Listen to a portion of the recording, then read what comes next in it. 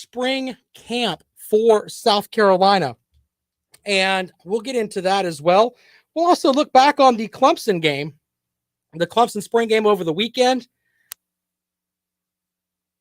Clemson has some issues in the quarterback room, and I know not really issues. It's just it kind of thins the quarterback room out a little bit as Tyson Fomachu goes down. Will Dabo Swinney finally decide, hey, I'm going to go into the transfer portal and try to get a quarterback? Now, he said, hey, I don't think we're going to do that, but going into, if the season started today with just who they could roll out there right now, Clemson would have one scholarship quarterback. So that's a problem. That's a problem.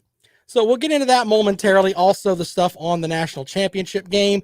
I've got something happened at Kansas over the weekend that was kind of, it wasn't really swept under the rug. It was just more along the lines of, wow, that happened. Really strange with that. But I got to start out with South Carolina. They had practice today, and some of the stuff that came out, of course, assistant Greg Atkins, who is their offensive line coach, had an interesting comment. I wanted to play that for you. And then I got some another comment from the defensive side of the ball. So we're going to talk with the guys who work with the men in the trenches today, basically, is what that boils down to. So we'll start with Greg Atkins. He was asked who had actually kind of shown out a little bit on the offensive line. And here's what he had to say about that. I've been pleased with the way the guys have been working. Obviously, Whoops. Let me give you the right clip here. I'll give you the Greg Atkins clip here. That's from Coach Lindsey. Hold on one second. This is a quote from Greg Atkins on the offensive line. Are you talking about in the O-line or what? Yeah, on the O-line. Yes, sir. I tell you, I like what Vinny Murphy's doing. I really do. He's a guy's working his tail off. He's playing center and guard right now. I like what he's doing as a guy that no one knows about, right? Because he hasn't played. I like what he's doing right now. If I were to just single one guy out, that probably none of you have really heard that much about. Hey, Coach, you had said when we first met you that you had already gotten to know Marcus Satterfield and you guys were talking. Just what have the past couple months been like? Just getting in a room with him and talking offense and building this thing. Awesome, phenomenal. He is all ball, and he works his tail off. He nonstop watching film, talking ball, all those types of things since we've been here. And the best part about it is he listens. Everybody in the room has a voice, and everybody can express their opinion on certain things that is their expertise. And he listens. And if there's a better way to do it, that's the way we do it. And I think that's a mark of a good leader. All right. So if you aren't familiar with Vinny Murphy, which is the young man that he was talking about, he's appeared in just 3 games during his college career. He played in Florida for a top program down there. Maybe this is one of those guys that is getting another look now that, there's a new set of coaches in there. Wow. Who is this guy?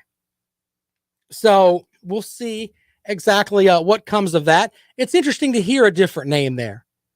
Now, it could be that we don't really know much about Coach Atkins here, and he could be just telling us this to just talk about a guy he's seen that made a play here or there. But, the Gamecocks have to replace Sedarius Hutcherson, and they've got a brand new offensive scheme as well. So maybe this guy's going to come in and maybe do something. Who knows? That's one of the joys of spring. Everybody's nothing and nothing right now.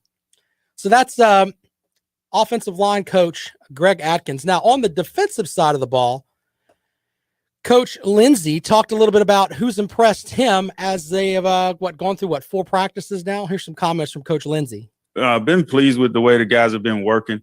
Obviously, new defense, new different techniques and drills. So the guys have bought in and have been doing a nice job of that. Zach's been a pleasant surprise so far. Zach's really talented. The thing that, I challenged him with from going back and watching film from last year is just to improve his fundamentals. I think once he improves the fundamentals of defensive line play, he has a chance to be a really good player for us because he has all the size, the speed, and all the things that you look for in a defensive tackle. There you go. Coach Lindsey talking about Zach Pickens, who is a guy that has had some he's always had the talent, okay? I think that's fair to say. So there's that coming out from spring practice today. By the way, Ricky Sandage was not seen out there. He was a guy that was in a car accident over the weekend. According to various reports, he says he got a cut on his hand and has a headache. So that's probably why he was not out at practice this afternoon. So there's our stuff with the South Carolina game there, or the South Carolina Gamecocks. Some comments from online. Brock and Alan both talking about Clemson's spring game. And, of course, we'll take calls on the Gamecocks as well. Zach Pickens, in my opinion, there are three guys that were highly touted. Ricky Sandage, of course, Zach Pickens, and Jordan Birch. If those three guys can play up to their potential, we talked about South Carolina winning 5 games is something that, a lot of people, I think the over and under is going to be released in the next couple of weeks for each team. For as far as Las Vegas for over and under, South Carolina at 5, I think is solid. I mean, they could win 6 games. I think 5 is solid, in my opinion. But for that to happen, they're going to have to get some production out of those 3 guys. And they're going to have to do something they didn't do last season. And that is sack the quarterback. I think they had, 14 sacks last year? Ingingbare was a guy that at one point was leading the conference in sacks. So they need him to get to the ball, get to the quarterback. I firmly believe that. I'm not much of I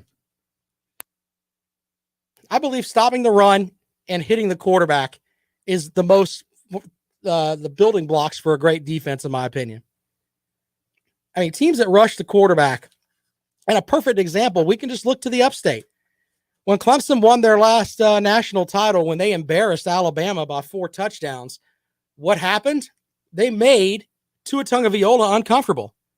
They beat up the offensive line with good defensive linemen, sealing up the middle, slowing down the running game, and hitting the quarterback. You do that, you're going to win some games. And I think that's going to be something that, with the Gamecocks essentially having to rebuild their secondary, that's going to be important. All right, let's pivot to the Clemson game real quick. We'll take calls on the Gamecocks and their spring practice. But here's what I've got on Clemson. Tyson Fomachu, he struggled a little bit yesterday, but in the second half, he looked really good. Threw for 108 of his 163 yards, leading the white team back. Because they were down, 7-0, 10-0 at the half, whatever it was. Then he has a torn Achilles tendon. So that puts West Columbia native Hunter Helms, who last season threw a couple of touchdowns against Georgia Tech. But to be honest, at that point in the game, all of us could have thrown touchdowns against Georgia Tech. Clemson won, 70? I think there was a ton of points scored. But with that, Clemson doesn't have a scholarship quarterback on the roster who can play in the opener. You've got Helms there and 2 signees, Bubba Chandler and Will Taylor. Another walk-on is coming in with Billy Wiles. So you're going to have some guys that are there. But does Dabo Swinney roll the dice? He said, no, I don't think so. But does someone come to him and be like, look, Clemson doesn't have the past bit when they had Chase Bryce and Kelly Bryant and all of these guys at backup. I don't think Clemson really has that this year. If DJ Uiagalelei, who I'm still working on pronouncing his name, is not able to play, the Clemson offense is going to go down the tubes quickly. Now, let's throw something else out there too. and I was talking to several Clemson folks about this, that it seemed like he wasn't very sharp. You can make that argument. I think out of the quarterbacks that played, the sharpest, in my opinion, was Fumachu. So, and he went down with a torn Achilles. Now, you may say, okay, this is a spring game and none of these stats matter, and you're absolutely right. But if you remember, it seems like every year you've got a guy that does shine at quarterback for Clemson, and nobody really set it off this year, to be honest. I did like Azu, 102 receiving yards. He led the team, and he's going to be a problem. He is a man-child. He really is. With Justin Ross possibly coming back and playing in the slot, I don't ever want to say, hey, Ross is coming back until the doctors give him the final okay. But if Ross comes back and Joseph Nagata can make some plays, then you've also got Frank Latson, who you're still waiting on him to live up to his potential. But with those three, you've got a good solid set there. Bo Collins, the other young man that's coming in as a freshman, he may be able to do some things too.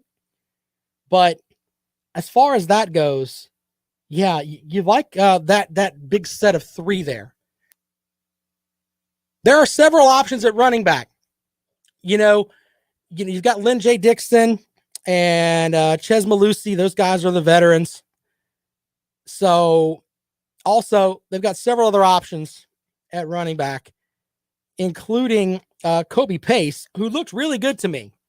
Guy had 69 yards on 11.5 yards a carry.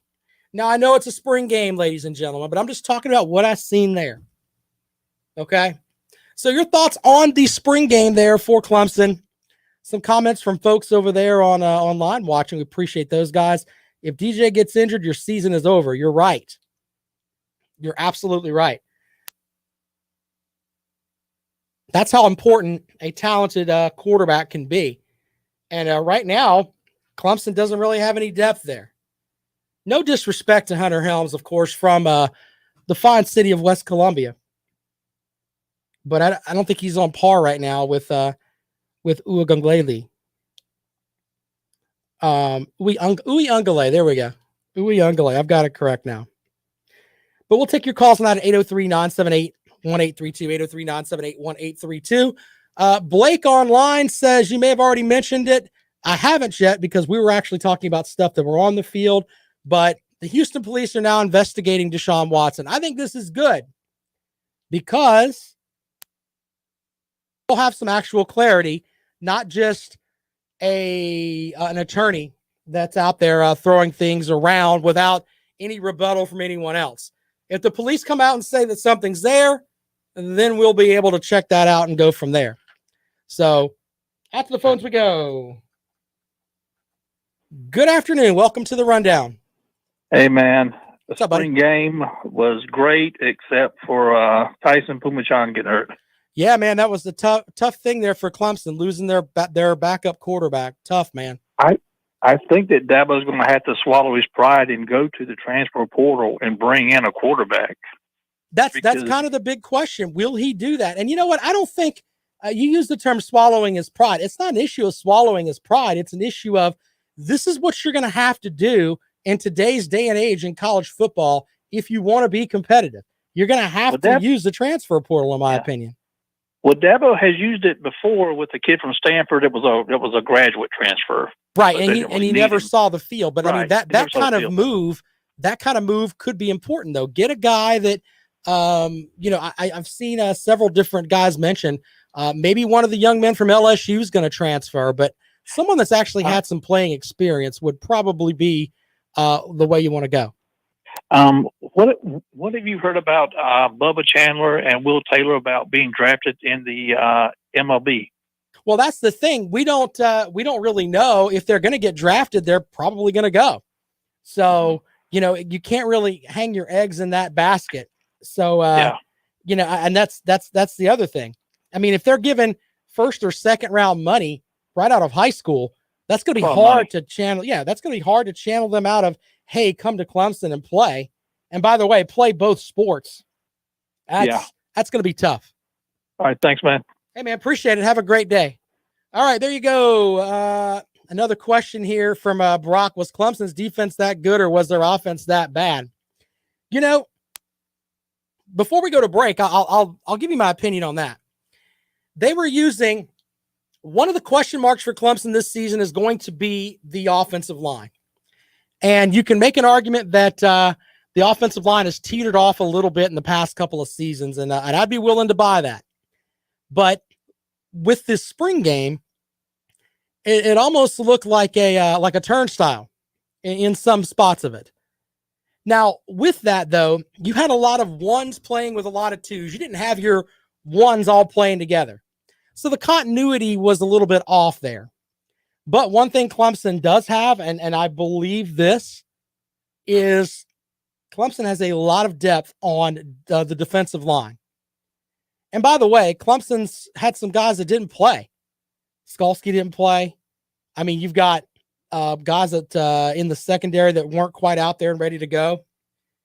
Booth is I think going to be kind of a breakout star this year. Yeah, he made some plays last year, but he's got potential to be an all ACC corner this year.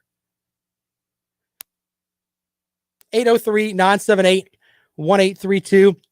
Fireball with a great comment here. How's it Tennessee has 3 to 4 really good quarterbacks and Clemson only has 1? Define really good, sir. I don't know how great the Tennessee depth chart is, but losing Fomichu is a big deal. I mean, it really is. And they lost him the last minute of the game too. I mean, the spring games don't matter anyway, but as far as getting reps and everything else, yeah, that's a big deal. But man, losing him the way they lost him, that is just terrible for him. It's at least a 6 to 8 month recovery for that. So we're looking at maybe he's obviously probably going to redshirt this season. 803-978-1832. If you want to talk about the Clemson spring game or the comments that we got from the assistant coaches from South Carolina, we'll take those right now. 803-978-1832. This is The Rundown. You're listening to Fox Sports Radio 1400.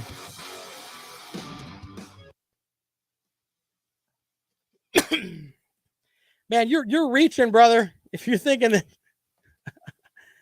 you're funny, man.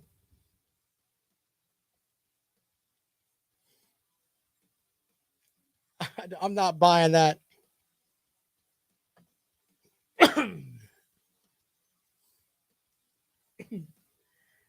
You know, I could buy Brock if I'm putting on my just my analyst hat here. I could say the offensive line has gotten worse. And then losing those guys on the defensive line, losing a Christian Wilkins and losing a Cleveland Farrell and, an Austin Bryant, not having that in your pocket, that's something that is hindering Clemson. You're right. But I think with Brzee and Miles Murphy this year and Davis, I think they've got some depth there now. And I think that Brent Venables, instead of building the defense from the back end up, I think his mentality is going to be, we're going to hit your quarterback. And I think that's what he's going to do this year. And I think that Clemson has the capability. They're going to put guys like Booth on an island, and Booth's going to shine, I think.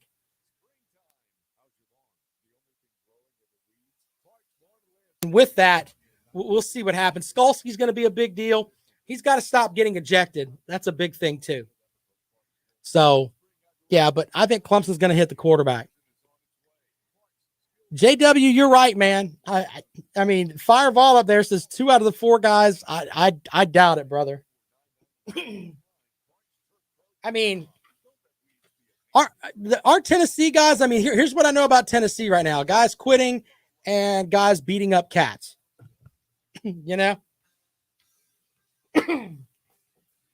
Well, welcome back to the Rundown on Fox Sports Radio 1400 around the world in the iHeart Radio app. 803-978-1832.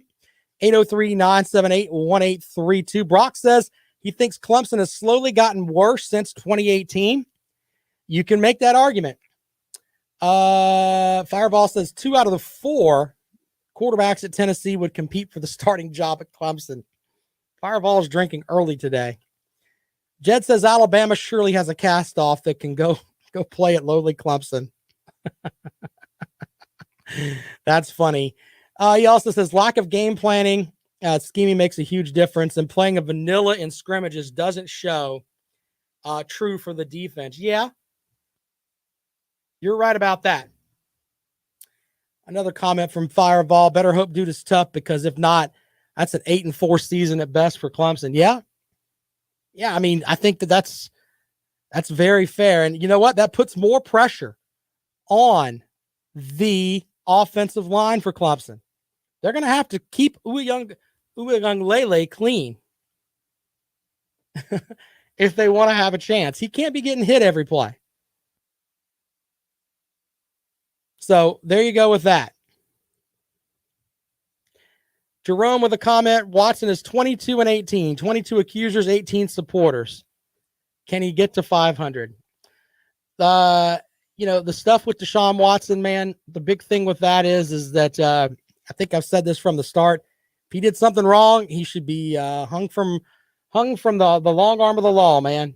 They got to figure that out. Whatever it is, if he did something that was wrong, then go from there. Now, the new accusation, or the new thing where the Houston police are investigating something, then that's interesting too.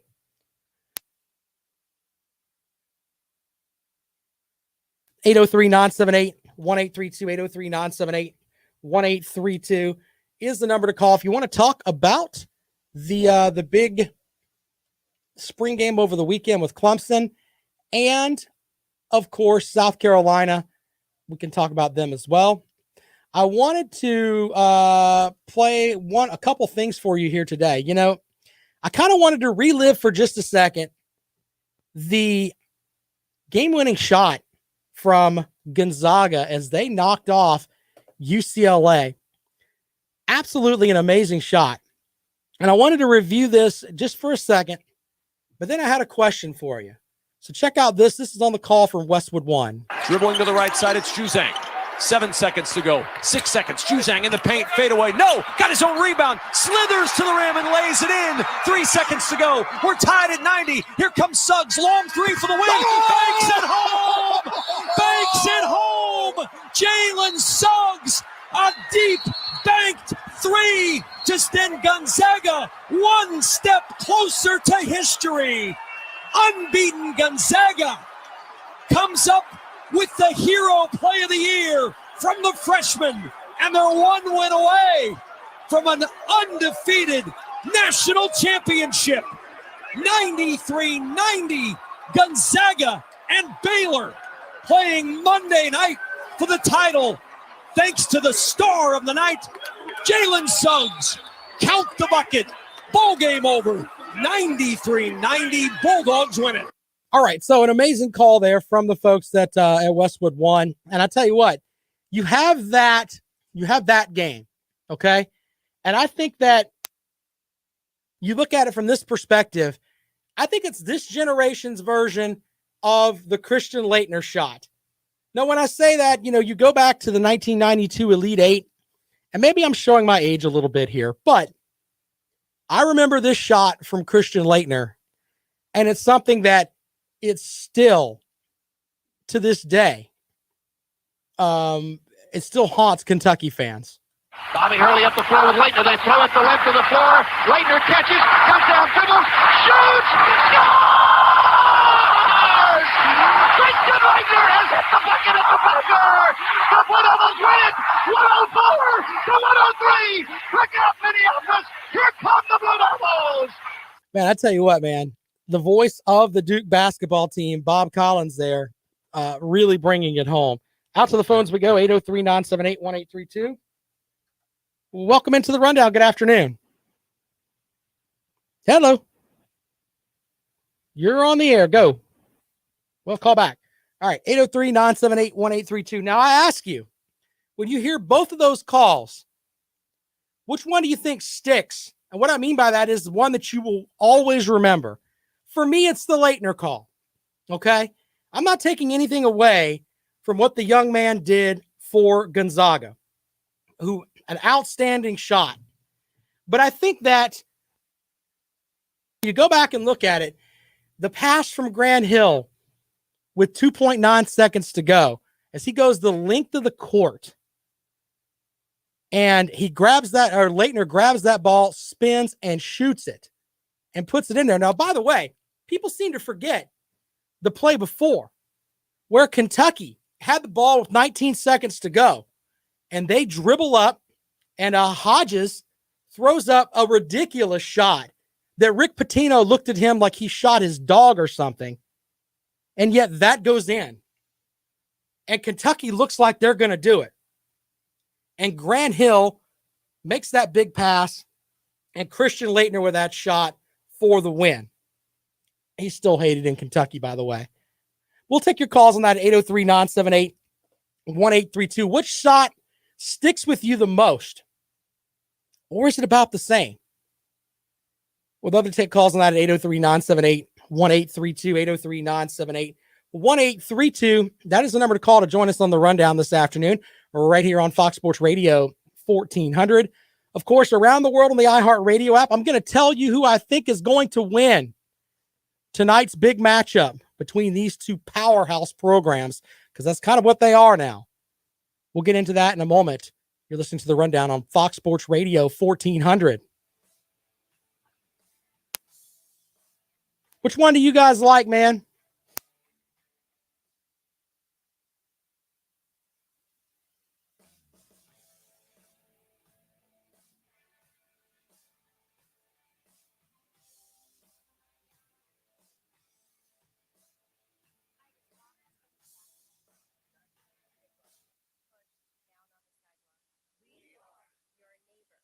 The Leitner shot just sticks with me, man.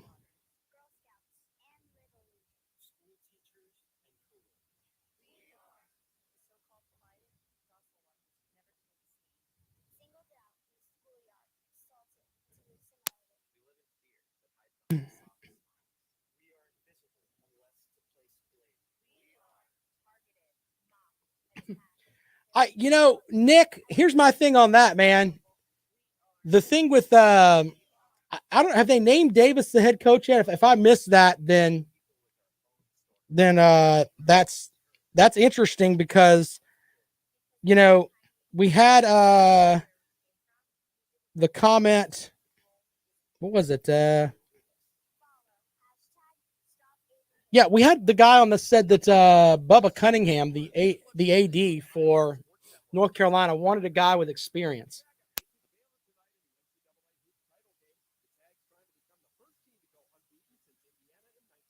You're right. They were both beautiful shots, man.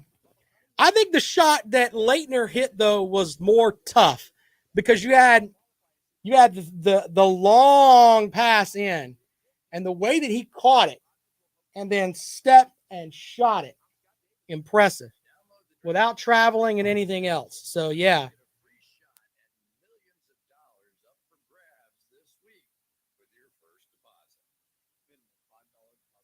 A text from who?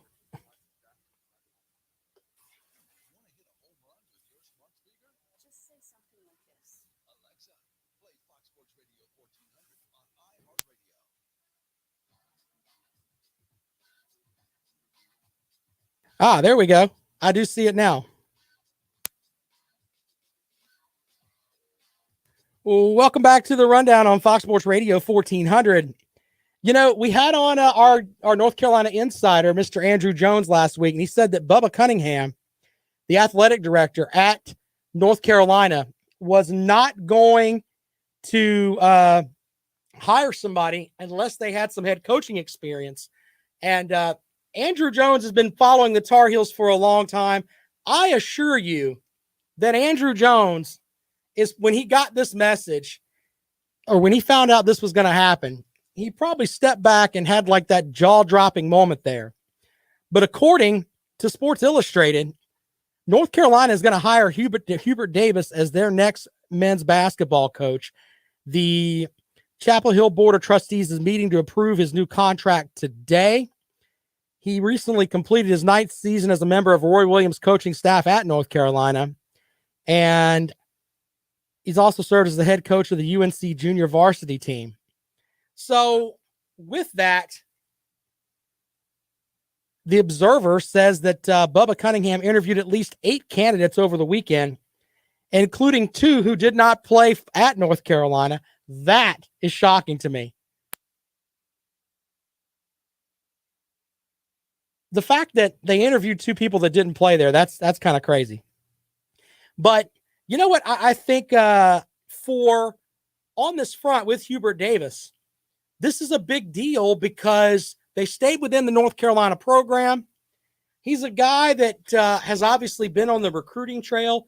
The guys that are there are they're comfortable with him, obviously. I think this is the best way to keep the guys you've got. And I am assured, I'm sure that Roy Williams would definitely sign off on this. So from the surface, it looks like it's a good, solid hire. Now, we won't know until he gets out on the court and he's having to, run the team on a full-time basis. I don't know how that's going to work out, but according to Stadium's Jeff Goodman, Davis was Roy Williams' choice to be his replacement. He'll be the first black head coach of the North Carolina men's basketball program. He was the 20th pick of the 1992 NBA draft by the Knicks, played 12 seasons in the NBA, averaging about 8 points a game. The team went 18-11 last year, finished the year with a loss to Wisconsin in the first round of the tournament. So there's thought that maybe Williams lost that team. And our insider that Andrew said that, hey, he would call plays in a couple of games this year and the guys just wouldn't run it. So there's that. All right, let's talk a little bit about the national championship game tonight.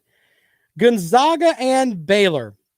You know, I don't think a lot of people are giving Baylor enough credit. And I know that everybody's in love with Gonzaga and everybody wants that storybook ending of, hey, they hit this 3-point shot to send them into the stars, and now they have to beat this Baylor team. Ladies and gentlemen, this Baylor team is really good. Okay? I'm not saying that it's impossible for Gonzaga to win, but this will be the toughest game that Gonzaga has played all season. Baylor didn't need a half-court shot in overtime to beat an 11 seed.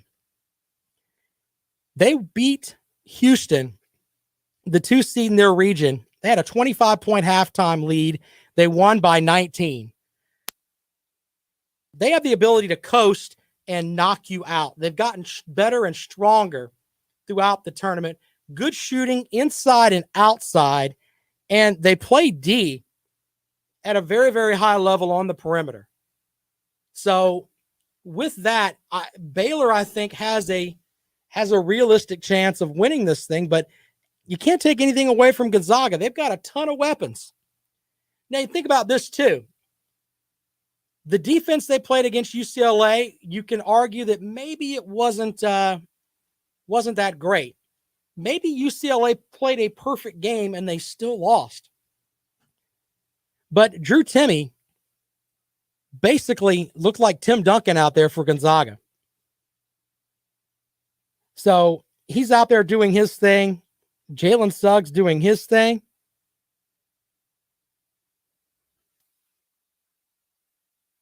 And with that, it is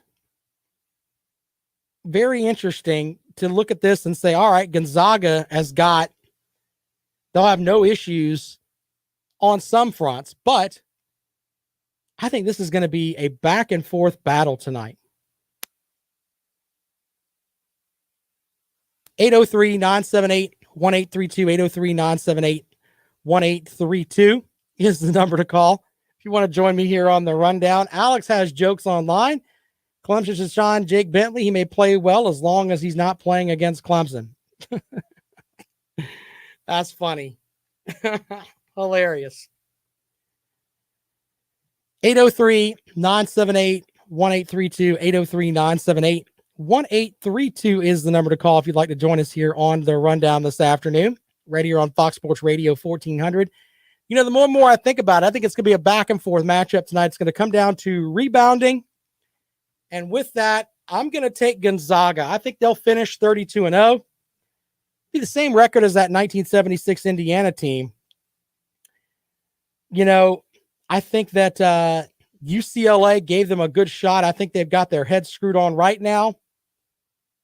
And I think that this game was supposed to happen in December, but was postponed. What a mess, man. What a mess that was. Glad to get that stuff behind us. But I think I like Gonzaga to win tonight. I really do. Corey Kispert, I think, will get some points tonight. It's going to be interesting. Alex likes the Zags by 10. We'll see. I don't know if it's going to be that much. They are a 4.5-point favorite in that matchup. We're taking your calls this afternoon, 803-978-1832, 803-978-1832 is the number to call. If you want to join us here on the rundown on Fox Sports Radio 1400 around the world on the iHeart Radio app. My name is Rob Sanders. I got one more story here I want to throw at you really quick. The Miley Cyrus, poor Miley Cyrus, you get asked to perform at the Final Four. I mean, if you're an artist, you want to do that. But this lady took a beating on Twitter. They said that she was supposed to do a tribute to frontline heroes during the Capital One Tournament Central show airing on CBS in between the first and second national semifinal game. People were hammering her on Twitter. Some people said, I can't believe they scheduled 2 basketball games in the middle of a Miley Cyrus concert. Y'all comparing Miley Cyrus to Joan Jett. Apologize to Joan Jett right now. Who thought Miley Cyrus was the right fit to perform the Final Four demographic? You know what? Let's just step back for a minute here, okay? Maybe they're thinking, hey, you know what? We're trying to get that crossover, folks. You know, like the people that watch the Super Bowl for the halftime show and the commercials and everything. Maybe we're trying to get that. But a word of advice to the NCAA. You're going to pull big numbers anyway. But you don't have the appeal that the Super Bowl has. So stop trying to shove things down our throat that we don't really want. That being a Miley Cyrus concert. Now, if you're into Miley Cyrus, I'm sorry. There's a time to go to a Miley Cyrus concert, and it's not during the Final Four. What a mess that turned out to be. They should hit me up on PayPal and pay me for this great advice that I'm giving them. No one wants to see that stuff. 803-978-1832. I've got a story about Kansas that I want to talk about in just a minute that made me go, this weekend. We'll talk about that a lot more. You're listening to The Rundown. This is Fox Sports Radio 1400.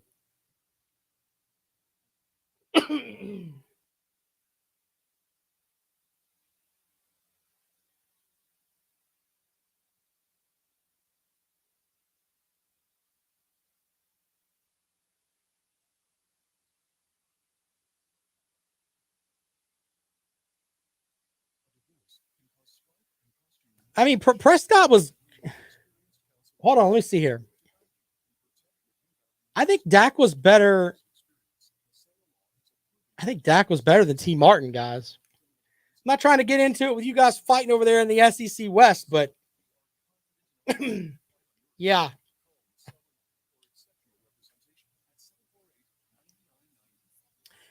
Hey, Dak Prescott and his team that he led got tuned up by Georgia Tech. Just throwing that out there. With that antiquated offense that they ran. Blake's going to hit me in the face for that one. You guys remember that one, right? Paul Johnson out there laughing at the SEC.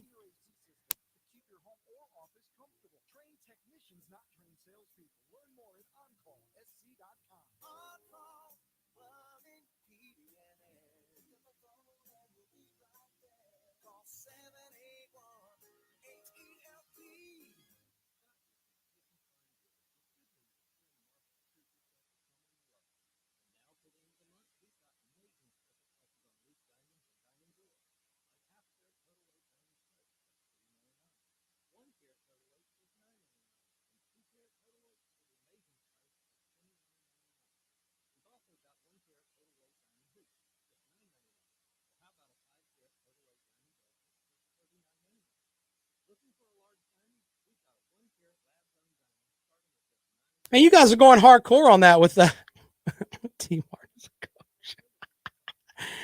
Oh my goodness.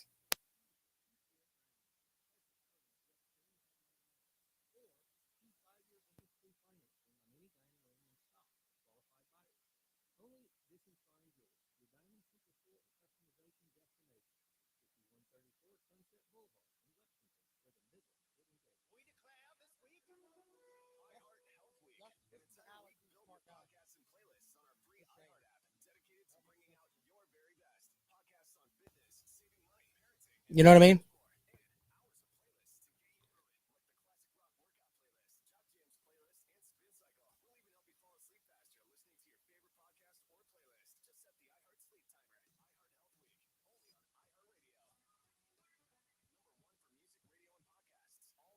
Next Monday, make sure your hands are free because you're going to need them to win $1,000. Win a grand in your hand up to 12 times a day weekdays. Just listen here for the keywords to enter at our website. Final segment of the rundown this afternoon here on Fox Sports Radio 1400 around the world on the iHeartRadio app. I tell you what, this story kind of made me go, over the weekend. Now, I am not a guy that is someone that follows the Kansas basketball program. I do know that they are in trouble with, NCAA violations, and they're going to go on probation and everything else. But here's what we got on this front. Bill Self was given a lifetime contract. So basically what happens is that he got a 5-year extension and it continuously adds a year at the end of every season. So basically they're paying him. He's on a 5-year deal forever is what it boils down to, with a, quote, lifetime contract. Here's what Self said. Every day I'm reminded just how fortunate I am to lead this story program, and there truly is no place else I would rather be. As we continue to work through the challenges facing our program, we look forward to moving ahead and focusing on our bright future. I would also like to express my gratitude to our alumni and donors, as well as the best fans and students in the nation that have supported my family and me for the past 18 seasons. I'm excited to remain your basketball coach and compete for many championships in the future. Now, if he were honest, he would say, I hope that I can dig us out of this hole that I put us in, where we're going to get popped by the NCAA for sanctions, and we're going to be reduced to X amount of scholarships because I've done things that are wrong, and my program is a cesspool. That's what he should have said. But you know what? Here's the interesting thing. This program has no soul, is basically what it boils down to. They signed this contract with this guy. They don't have an athletic director. People seem to have forgotten that. So let's make sure we understand something here. If you're part of the Kansas athletic department and you're not on the Bill Self train, they don't care about you. They've locked this guy up forever. A lifetime contract without an athletic director there at all. Remember, the athletic director was part of the Les Miles scandal, and he had to go away. He said dumb things, and then he's gone. But they think that Bill Self, even though the stuff that he's done, he's still capable of being their coach, and they're willing to lock him up on a deal without the athletic director there now. What you've done is you've told that athletic director, Bill Self is more important to our program than you are. Just saying. We just want you to come in and run our football program, which is absolutely horrible. Just make sure that they go out and win a couple games here and there. We've got the basketball. Don't worry about it. 5-year lifetime contract. That is insane. What an absolute mess that is for Kansas. He's been the head coach there since 2003, made 3 Final Fours, and won the national championship in 2008. But the list of scandals that they've had to deal with here and the fact that they're going on probation, I would think that they would be more along the lines of pulling him in if they had an athletic director that was worth a salt. They would pull this guy in and tell him, hey, we're going to give you the opportunity to lead us out of this. But if there is one more thing that comes up that brings any more disgrace to our storied program here at Kansas, you're going to be shown the door quickly. I would make him sign a new contract that would lower his money. That would make the most sense to me. I don't care about the X's and O portion of it.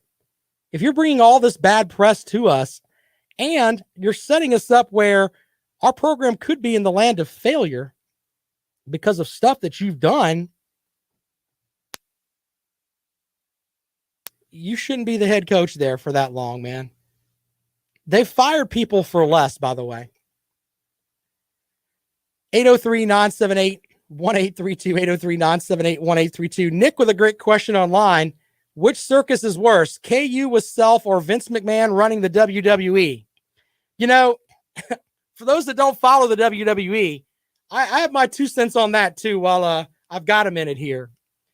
The greatest women's professional wrestler in the world, in my opinion, is Charlotte Flair, Ric Flair's daughter. They did some blood tests on her and determined that she had a high level of something that would mean that she's pregnant. So they pulled her out of the WrestleMania that's coming up this weekend. So wrap your head around that for a second. The biggest payoff of the year, because they have a blood test saying she's pregnant, but she goes and gets ultrasounds and takes tests. She's not pregnant. The doctors made a mistake, and they cost this poor woman her spot. I say poor woman, she's a star in WrestleMania this weekend. That the WWE has turned into just, I mean, it's like warm Jell-O, man. It's just disgusting. It really is. And the sad thing is that I've been such a fan. I rewatched WrestleMania 3 the other day while I was working out. I was at the gym on the treadmill. I rewatched WrestleMania 3 because I'm still that much of a fan. And I want them to do well. I really do. But what do we get? Oh, yeah, the best female wrestler we've got. The one that can do everything. Yeah, we're going to screw up with a doctor's report on her and just pull her immediately. Brock said it's better safe than sorry, though. Yeah, and I don't want her, going out there if she is pregnant and something happening. I don't want that. But when it was proven that she wasn't, figure something out. If I'm down in Tampa and I can buy a WrestleMania ticket, which there's still folks that don't want to go to an event. But if I'm down there and I can get a reasonably priced ticket, I'm more likely to go if I can know that Charlotte Flair is going to wrestle, because I think she's that legendary of a wrestler, in my opinion. It's insane. Nick with another good point. They broke up the Hurt Business. You don't know wrestling, you're like, what is he talking about? Oh, man. I tell you what, it's a short week for us here on the Rundown. I am off on Thursday and Friday. Taking a little vacation time. I'm going to do something with the children. But we will be back at it on Monday of next week. I'm off, but Thursday and Friday. So I'll be here tomorrow and Wednesday. We will preview the Masters coming up. Brock says he's never watched WWE in his life. You're missing out, sir. Don't start watching now. You're going to be like, what is going on? Message me on Twitter at Rob Sounds Good, Brock. I'll send you some stuff you should watch. Just saying. What a mess, man. So we'll preview the Masters coming up. My timeline, I didn't get into it today because I wanted to think about it more, but the stuff with the Atlanta Braves losing the All-Star game has really, just pissed a lot of people off. We'll talk about that tomorrow. My stuff, man, it's silly with the some of the stuff that has been happening as far as everything with that, and people are just so upset. So we'll talk about that tomorrow.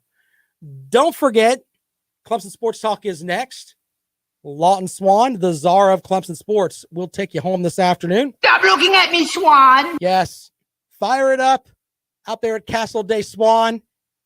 Tame the alligators and entertain us from 4 to 6. My name is Rob Sanders. I'm here every day from 3 to 4, right here on Fox Sports Radio 1400, around the world in the iHeartRadio app. Podcasts up at 5 o'clock. Feel free to interact with me there as well. We'll be back at it tomorrow, right here on Fox Sports Radio 1400.